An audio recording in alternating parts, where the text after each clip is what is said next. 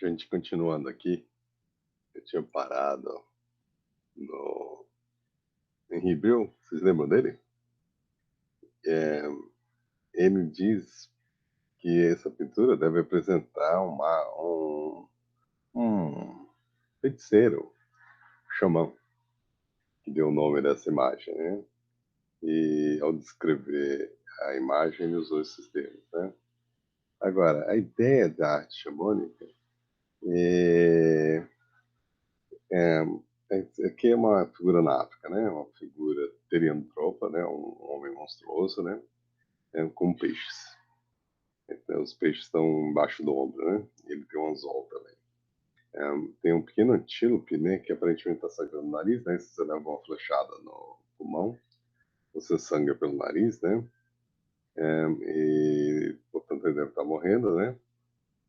Linhas duplas de pontos brancos saem do pé deles e apoiam o antílope, né? Também saem da mão e do ombro do xamã que está dormindo, né? O xamã parece ter um rabo, como se fosse, né? É, é, Quimeras de homens e animais são parte da arte xamanística, né? Essa imagem vem do sítio de Macri, no leste da África, na África do Sul, né? No Cabo, né? No leste do Cabo, na África do Sul, né? Então, a arte xamanística, ela teria uma função mágica, né?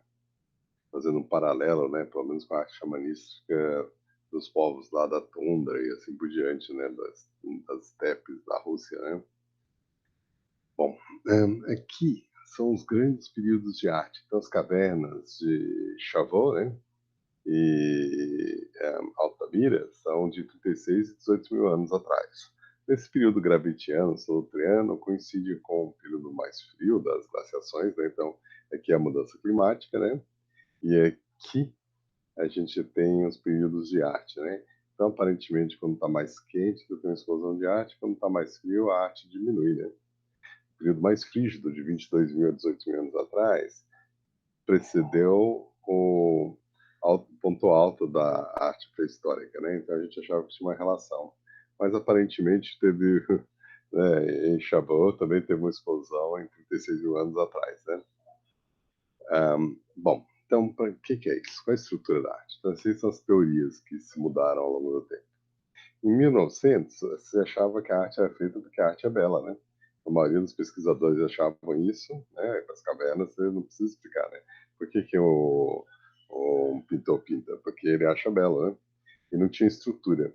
Agora, o padre, o Abbé Ribeiro, né? Abade, né? Em Ribeiro, ele propôs que era a mágica xamanística, né? De caça, 1940. E você tem alguma estrutura. Posteriormente, os franceses eles criaram altas estruturas assim de que normalmente uma bolinha é associada com gado e com isso, com aquilo, e aí isso aí você tem uma grande estrutura simbólica associada a uma alegoria social. Então, Gourand, André-Louis Gourand e Annette Lamy-Impey defendiam esse ponto de vista, isso é na década de 60. Então foi o auge. Agora, hoje em dia, a gente acha que tem um pouquinho de contexto social, a partir de 1980, vários pesquisadores acham isso, e a estrutura é menos complexa, né? Então, essas são as grandes hipóteses de como é a arte, né? Hum, Então, quando se aceitou de que a arte das cavernas, parietal, da parede das cavernas, e a arte mobile, a arte portável, né? Hum, A partir de 1890, tinham sido pintados por pessoas muito antigas, hum, a interpretação mudou ao longo do tempo, né? E a gente acaba aqui, então, quais são as maneiras em que as interpretações modernas da arte paleolítica provavelmente estão erradas, né? Bom, a gente está fazendo comparações com o mundo moderno, né? Um mundo que é diferente do mundo deles, né? No meio das E a gente está baseado nas culturas modernas, a maioria dos quais tem agricultura, né? Então, no fundo, a gente está fazendo, por exemplo, paralelos entre a cultura xamanística dos povos que vivem pescando foca lá no Ártico com pessoas que viviam num mundo completamente diferente. Então, provavelmente é contexto.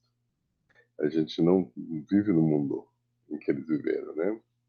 E como que a gente pode testar a hipótese que, em alguns casos, a arte paleolítica era uma forma de caça? É difícil. Você vai fazer paralela com os povos de hoje, né? E você vai ver os padrões dos povos de hoje, né? Os que morrem no caçar a foca. E depois você vai ver se os indícios estão lá presentes, né? Então, por exemplo, né, se os órgãos, né, estão sendo indicados nas pontas das flechas, assim por diante. Que interpretação possível pode ser dada à raridade de imagens de carnívoros na arte parietal, comparado com o uso extensivo de dentes de carnívoros na ornamentação do corpo. Bom, se a arte é xamanística para caçar animais, então você não vai caçar ursos e leões e assim por diante. Mas você vai usar símbolos dos leões, isso e aquilo, porque você é um caçador. Então pode ser isso, né? Claro, a gente viu que em Chabot tem um monte, a sala dos leões, um monte de leões. Então essa foi por terra com a caverna de Chabot, né? A arte de uma outra cultura pode ser compreendida para aqueles que estão fora da sua cultura? Provavelmente não. Essa pergunta mata a questão na testa, né? E também ela reforça pouquinho que a gente falou, nas interpretações modernas da arte. A gente está fora da cultura. E é isso. Acabamos a gravação. Deixa eu parar lá. Interromper a gravação. Até mais aí.